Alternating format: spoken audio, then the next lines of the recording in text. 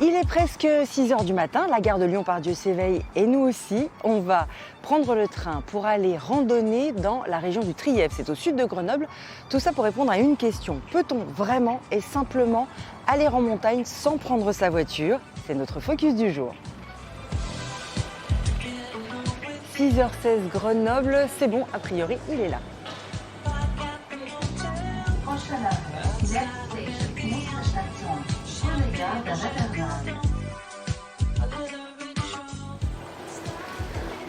Je vais vous voler.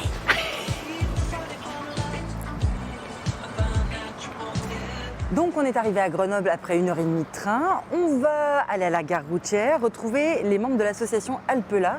Elle édite un guide avec 50 itinéraires de randonnée dans les montagnes de l'Isère au départ de Grenoble. Et tout ça sans prendre sa voiture. Aujourd'hui, ils vont repérer un nouvel itinéraire et on va les accompagner. Allez! Il faut quand même prendre son billet. Bonjour! Ah, vous êtes déjà en train de repérer sur la carte. Oui, c'est ça. Donc là, l'idée, c'est qu'on prenne un bus, donc départ de Grenoble, pour aller vers Saint-Michel-les-Portes. D'accord. Voilà. Et ben allez, on va aller prendre c'est le parti. bus. Donc il y a ce chemin-là à vérifier, ce chemin-là à vérifier. Si on a fait ça, je pense que c'est pas mal. Le voilà, c'est ça le Moby Guide dont je vous parlais. Comment il est fait concrètement? L'idée, c'est de présenter 50 topos de randonnée sans voiture. Et la spécificité, c'est que c'est des topos qui détaillent l'accès en transport en commun. Donc on a une première page qui explique vraiment comment on fait pour se rendre sur le départ de la randonnée, donc avec le détail des lignes. Et puis ensuite, on passe au topo avec la carte, l'itinéraire avec classique. la carte. D'accord. Voilà. Mais souvent, on nous dit, mais en fait, moi, je sais pas où est-ce que je peux aller en transport en commun, je sais pas où les transports en commun peuvent m'emmener en montagne. Donc c'est vraiment ça qu'on essaye, cette information-là qu'on essaie de mettre en avant. Montrer que c'est possible en fait. Une des barrières faciles à casser, c'est en testant et de se dire, oh, voilà, ça a l'air d'être une montagne, mais en fait, une fois qu'on l'a fait, on se rend compte que c'est possible et que c'est agréable. Oui, c'est exactement ça.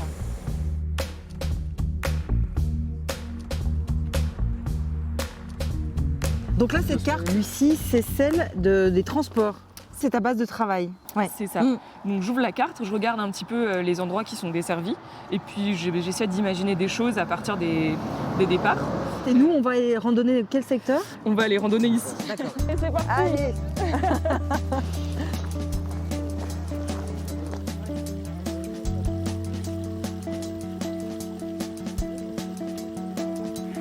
Donc c'est de là-bas en fait, c'est ça, hein, on est parti.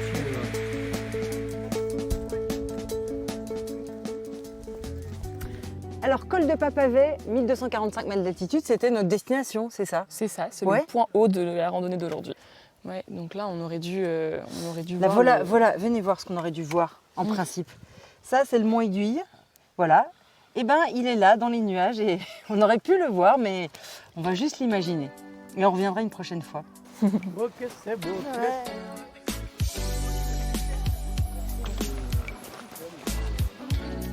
I was in a sheer dress the day that we met. We were both in a rush. We talked for a sec. You friended me up so we could connect. And what are the odds? You sent me a text and now the next thing I know, I'm like, manifest. That's your oversized. I digress. On arrive. Gare de Clel.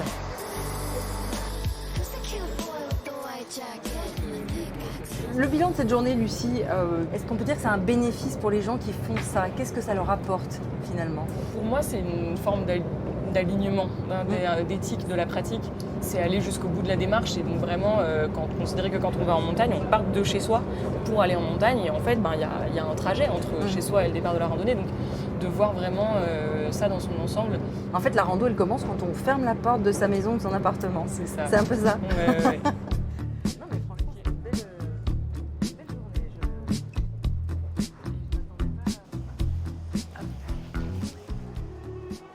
Et voilà, retour au point de départ, la boucle est bouclée. En une journée, on a réussi à faire une belle randonnée en montagne au départ de Lyon sans prendre la voiture.